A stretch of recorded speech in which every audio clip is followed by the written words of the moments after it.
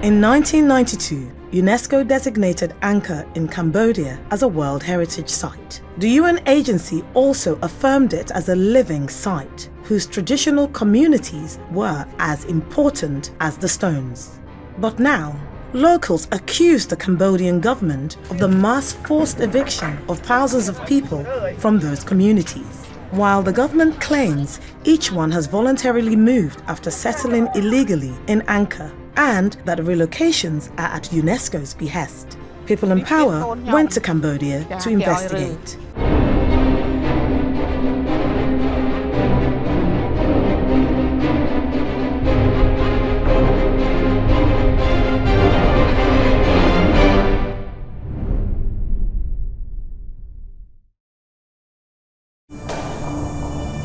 "1,200 years ago, on this hilltop in Cambodia, work began on an ornately carved stone temple.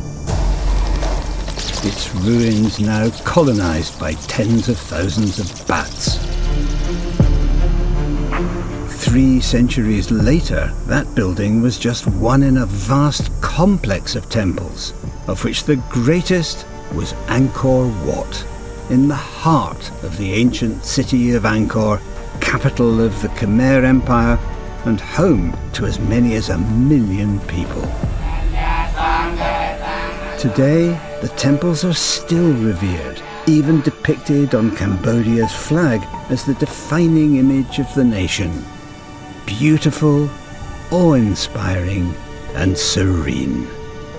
Which makes what's happening to Cambodians who live in Angkor Park today so disturbing.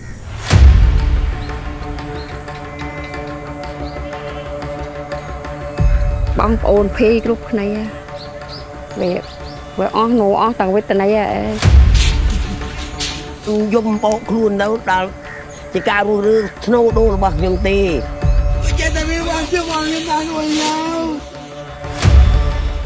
ní tiếc con nhộng cả cái oi rư hàng này ní tiếc mũi đảng hàng ní tiếc ôn áp ra tru được tôm khi cho cạnh đâu một bạn cho hiện năm từ năm có quả bọc khi cho thả một bạn cho. So what is going on? Who are Apsara? And why are local people so angry with them? To find out, we must go back to 1992. As Cambodia emerged from the ravages of the genocidal Khmer Rouge regime and the decade of conflict which followed, the temples of Angkor were in a perilous state, damaged by years of uncontrolled looting and the depredations of the encroaching forest. In 1992, Angkor was recognized as a UNESCO World Heritage Site. The world wanted to recognize the importance of this archaeological site with 100 temples, an incredible hydraulic system, but at the same time, it needed a lot of attention and repairs. Angkor is located in the northwest of Cambodia, where a protected park was created, covering 400 square kilometers containing the temples, ancient irrigation canals and lakes, and also, importantly, local people. The communities were recognized, so Angkor is a living site. An international coordinating committee was set up with UNESCO as its secretariat, and the Cambodian government was required to establish a local management body. An institution in charge of the daily management of the site with whom we can have some cooperation and some exchange. That organization is the Apsara National Authority. And with site management in place, looting largely under control, and major renovations underway, in 2004, Angkor was taken off the At Danger list. But there's more to Angkor than architecture, and Angkor's people too had suffered from Cambodia's years of torment. Prinian is 89 years old. She was born here, where she met her husband and settled down. But then, everything began to change. By the late 60s, the Vietnam War was spilling over into Cambodia. And as life in Angkor became increasingly difficult, they moved to Phnom Penh, until that city was overrun by the Khmer Rouge and its inhabitants driven out.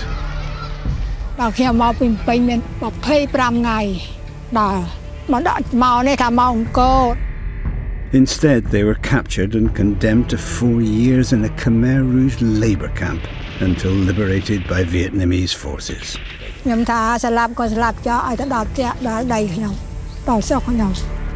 After 18 more days of walking, they made it home, to find 7 family members dead at the hands of the Khmer Rouge, their house demolished and their rice fields abandoned. But they did get help. And so, slowly, like the temples of the park, they rebuilt their life.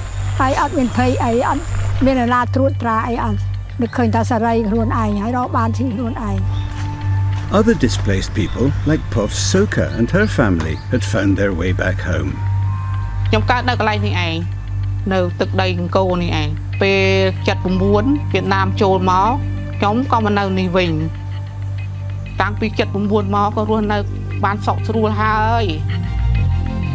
But with Angkor Park's rehabilitation came a new challenge: tourism and the tourist dollars that come with it. Suddenly, Angkor was big business. By 2018, around 4.5 million people were arriving every year. Siem Reap, close to the Angkor site, had grown from a sleepy provincial town to a small city. Its infrastructure has been stretched to its limits, its people have had to adjust to the excesses of tourism, and official projections suggest that by 2035, as many as 18 million people could visit every year, generating nearly $6 billion annually. But as this lucrative industry grows, some observers detect a growing fracture in the priorities of the people running Angkor. Apsara do not have clear-cut role in managing the temples. In conjunction with the UNESCO, they seem to set up their own way of doing it, and mainly concentrate on making money. Son Chai was born in Siem Reap and was a popular local opposition MP until his party was banned by Cambodia's increasingly autocratic Prime Minister, now Senate President Hun Sen. We're living in two different worlds. The world where the powerful are able to build anything or have any land they want. But the people who are part of the society, they've been living there for years, century, the ancestor probably the one who built Angkor Wat. Their land was being taken away. Initially, the tourist boom brought new opportunities to Angkor's locals too. Soka's family opened a roadside stall facing the Angkor Wat moat, and Proniyin and her daughters opened a food stall by the temple, selling traditional Khmer noodles.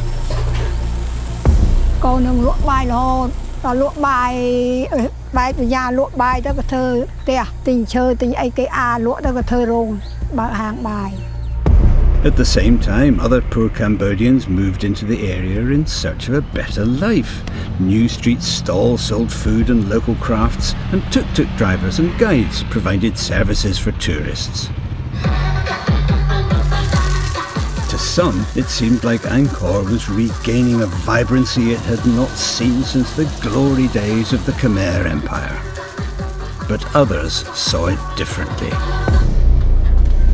For Proniyin and her daughters, the first sign that something was afoot came when officers from Apsara arrived at their restaurant.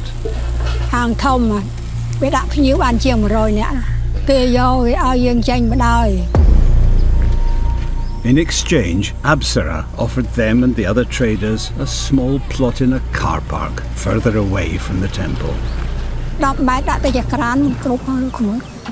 So they closed the restaurant, and Apsara built an upmarket tourist complex where the stalls used to be. But it didn't stop there. Across Angkor, more and more stalls were demolished, to the fury of local people. Where once traditional stalls provided a living for locals, they landscaped. And around Angkor Wat, a bustling metropolis in the days of the empire, they created tidy, manicured lawns. Angkor Wat is a living, ancient temple. Imagine you don't have the people. Imagine you cut down all the trees. Imagine Angkor Wat in that environment. It's not the temple that the Khmer have been proud of. It was going to be just a stone. Make no sense. The people have a right to preserve their way of life. You don't make a lot of money living in Angkor Wat, but and you take their livelihood away from them. This is a violation of human rights. Absolute violation of human rights. And that must concern UNESCO, given its stated commitment to observance of human rights, mutual respect, and the alleviation of poverty. Are you aware that stall holders are being cleared out of the site, that people are being moved or just completely kicked out?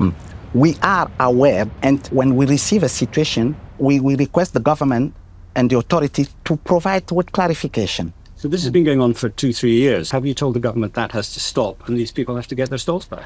Through our decisions, because we have a decision-making process, all issues related to the involvement of local communities has been dealt with by the World Heritage Committee. And that's also the reason why this site is going to be again examined at the next committee.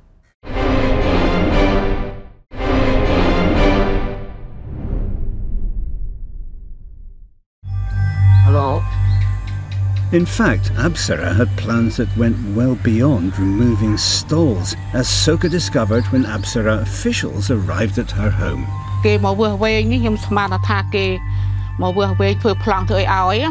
Cambodian property records are notoriously incomplete, but Apsara were not there to provide Soka's title deeds.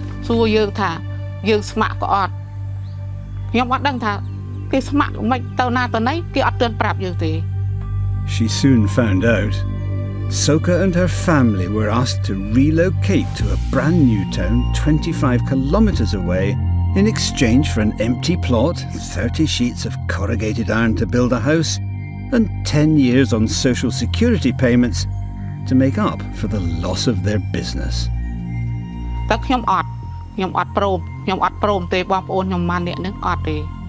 What she couldn't understand was why they were asking her to leave. When Angkor was registered or inscribed as a World Heritage Site, there was recognition by UNESCO and the Cambodian state. 112 so-called traditional villages had the right to remain present. So in other words, people who had been there for decades and generations had the right to stay. The rules did say no newcomers were allowed to move in.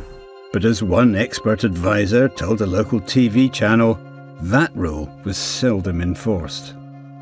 We were looking at people installing small houses, and then we started to write, please, government of Cambodia, please, Apsara, see by which way you can save the problem of squatters. In fact, many so-called squatters had actually bought their land in the park, and for whatever reason, Apsara officials had looked away as they built their houses. But that does not alter Cambodia's obligations under human rights law. The Cambodian state has an international obligation to respect the right to housing of every citizen, regardless of whether that citizen is a member of a traditional village, regardless of whether that citizen has purchased or not the land to which it's living, or as they like to refer them, illegal squatters. Everyone has the same rights to adequate housing. As a UN body, UNESCO is under a particular obligation to uphold those legal principles. But what they did next was to be seized upon by both Apsara and the Cambodian government. In a letter to the government, UNESCO expressed concern over more than 500 illegal construction activities, which, they suggested, may affect the outstanding universal value of the property. That letter seems to have been taken as something of a green light by Apsara. Reports started emerging of demolitions of allegedly illegal houses, like this incident in 2017.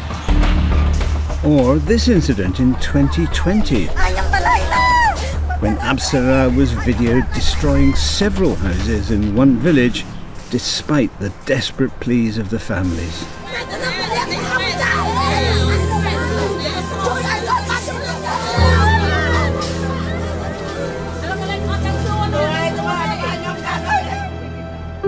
The evictions slowed during COVID, but restarted in earnest in 2022, when one government minister claimed Apsara had now received 2 letters from UNESCO, warning that Angkor's World Heritage status was at risk from illegal squatters.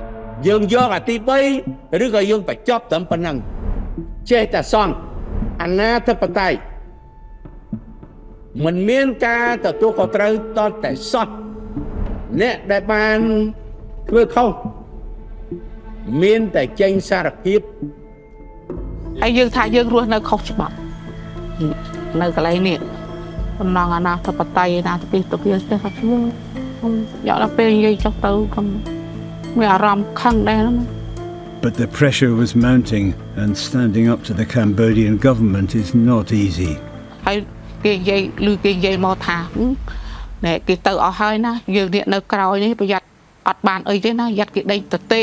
That threat came directly from Senate President Hun Sen himself.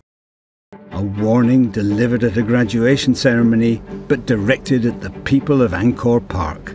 Any refusal to volunteer would have consequences.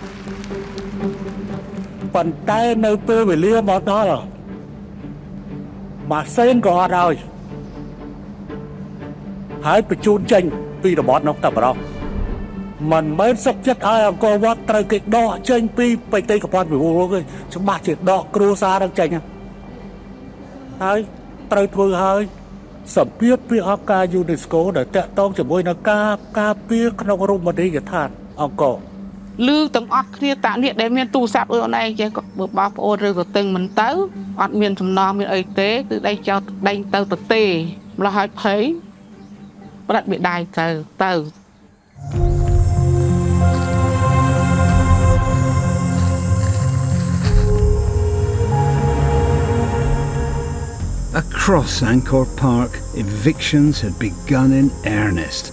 Home after home was being demolished, sometimes the most personal memories abandoned with them. Wedding photo.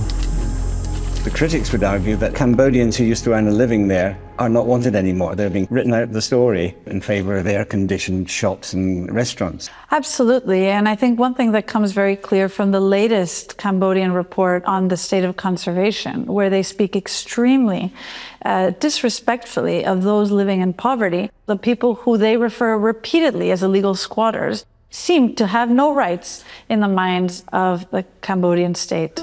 Government officials insist all 9,000 families who've signed up to leave are willing volunteers.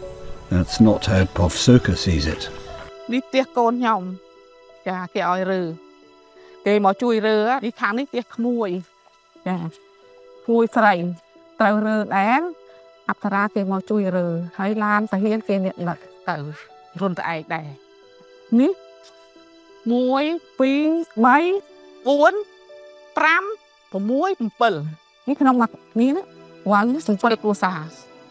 It simply cannot be defined as voluntary. Voluntary is when you, out of your own volition, decide to move and leave your home, which very, very few people actually wanted. So if this is quite a grotesque breach of their human rights, why has UNESCO not said this has to stop now? That's a good question. The government claim that all these relocations are voluntary. Do you believe them? Well, you know, we as UNESCO, we work according to certain standard process.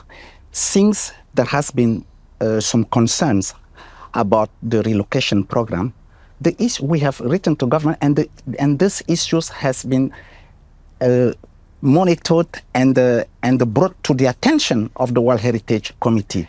If you've known this is going on for such a long time, why haven't you just said this has to stop? Because we believe in human rights. Let me say then, We believe in human rights. We defend human rights.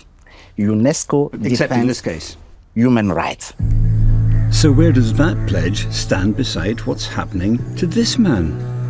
ខ្ញុំកើតនៅក្នុងភូមិនេះពីខ្ញុំកំណើតកើតមកឆ្នាំ1958ពលឪពុកម្ដាយខ្ញុំទាំងយាយទាំងតាទាំងខាងខ្ញុំទាំងខាងម្ដាយឪពុកទាំងអស់នៅកើតនៅភូមិនេះទាំងអស់ Pun Mao bought this farmland in 1997 and built a home shortly afterwards, where he has lived ever since. But 2 decades on, it is becoming rather dilapidated. និយាយមុនដំបូងថាអត់ទៅសក់កំណើតភូមិដូនតាយើងនេះអាចយើងនៅរស់តាំងសង់ជួសជុលផ្ទះសម្បែងបាក់បែកឲ្យបាន But the rules guaranteeing original residents the right to stay also require people to get formal permission from Apsara to repair or rebuild their property. In the letter, Apsara claim they can't find his house in old satellite pictures, and so he's no right to replace it. Can we see the letter?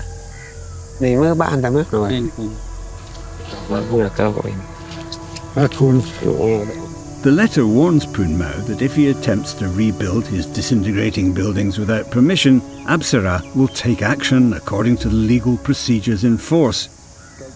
And they invite him, as they've done with thousands of others, to relocate.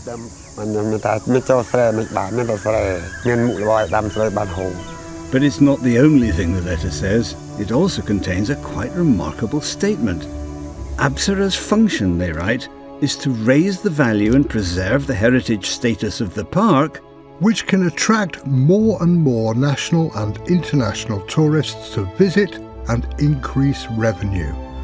And they suggest Pun Mao should abandon his farm and the village of his ancestors to help serve that cause.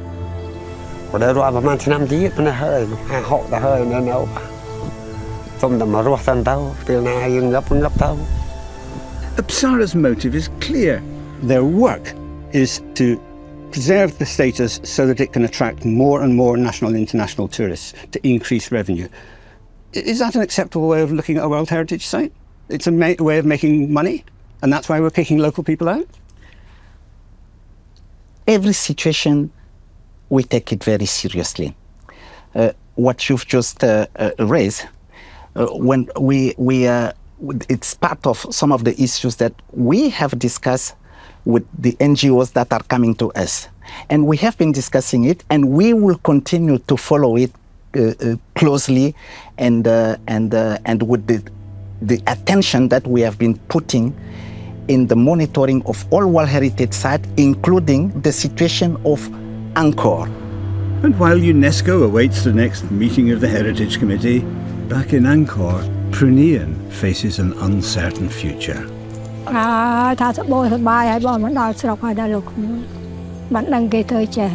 By they, she means Apsara. It began when they took a restaurant, then last year they came again. They told her she'd have to relocate. But if it was distressing for Prunian, her husband found it unbearable.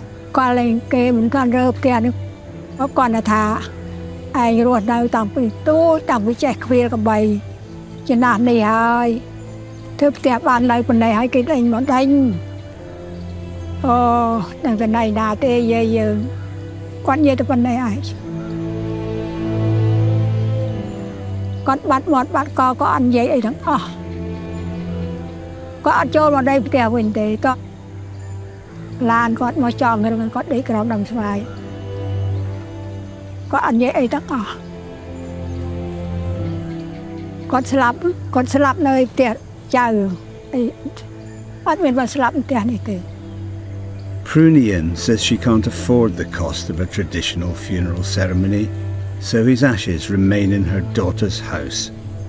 And Prunian is still living in her own home and still refusing to leave.